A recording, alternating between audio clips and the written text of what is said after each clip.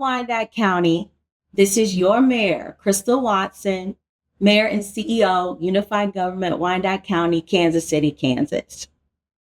Recently, the commissioners and I agreed upon making some changes to the commission meetings. The purpose of those changes is for those business meetings to be productive, efficient, and timely. We want to be respectful of all parties involved during commission meetings.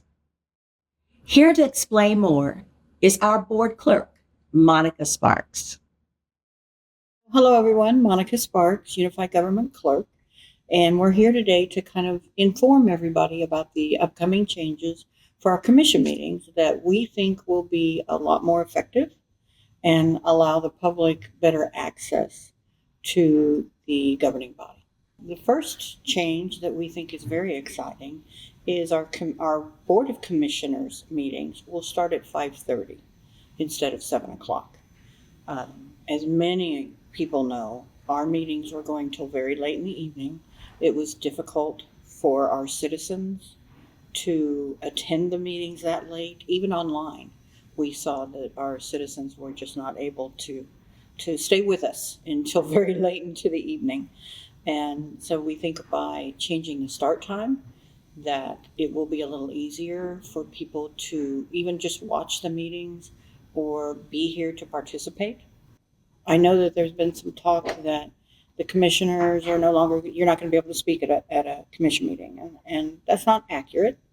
We do have our standing committee meetings, which is where, and you'll notice this year that the standing committee meetings the structure of the meetings are a little different. We have different board members now that have been appointed, and some of our standing committees have more members of the governing body, which means that you will have the attention of more commissioners at standing committee meetings. And you can appear in person, you can still watch via Zoom and participate that way, or you can submit written comments that we will read at those standing committees to inform the commissioners. By appearing at standing committee, of course, the information will get to our commissioners in an open forum. It will allow all of our other citizens to hear comments and participate as well. But what that means is that when we come to our Board of Commissioner meetings, public comment, unless it's required by law, will not happen. That's why we're trying to inform the public now that if you want to address the commission, the way to do that is at the standing committee. And I know that there's some confusion between planning commission and the planning and zoning meetings. Planning and zoning meetings are still the Board of Commissioners. The focus of the meeting is just planning and zoning items. So the planning commission is the opportunity for citizens to appear and voice their concerns and their comments at that location. When they come to Board of Commissioner meetings, the Board of Commissioners relies on the recommendation of the Planning Commission. And they have three options at that point. They can agree with the Planning Commission, they can disagree and override, or they can send it back because they need more information. So appearing at that Planning Commission meeting and getting all of the comments there and all of the information there, because it then goes into a report that's presented to our commissioners.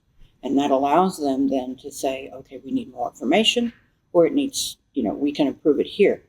At the Board of Commissioners planning meetings, you will be able to pull one item. I think in the past there was some confusion about that, but our ordinance is very clear that a citizen can pull one item from our consent agenda.